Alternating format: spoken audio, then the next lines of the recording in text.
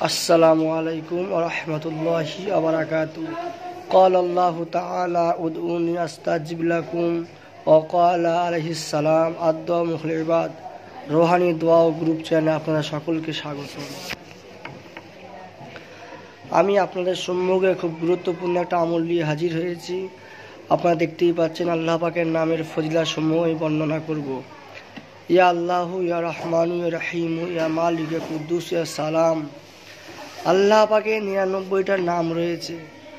আল্লাহ পাকের সর্বপ্রথম নাম হচ্ছে ইয়া আল্লাহু, আর সর্বশেষে যে নামটা আছে ইয়া সাত্তারু। আল্লাহ পাকের এই ৯৯টা নামের যাকাত আপনাদেরকে আদায় করতে হবে। আপনারা যদি আল্লাহ পাকের এই ৯৯ নামের যাকাতকে আপনারা আদায় করতে পারেন, ইনশাআল্লাহ তাআলা আপনারা দোয়া তাবিজ জগতে রোহানি শক্তির অধিকারী আপনারা হয়ে যাবেন। আমল করলে নিজে চোখে অলৌকিক শক্তি ও বিষয় আপনারা জানতে পারবেন। আসেন আমরা আমল করার নিয়ম জেনে নেই। প্রতিদিন এশার নামাজের পরে পাক পবিত্র হয়ে ওযু করে যায় নামাজ পেতে আতর ও খুশবু মেখে চোখ বন্ধ করে হাতে তাসবিহ দানা নিয়ে ইয়া আল্লাহু ইয়া আল্লাহু ইয়া আল্লাহু এই নামটা ২০০০ বার তেলাওয়াত করবেন।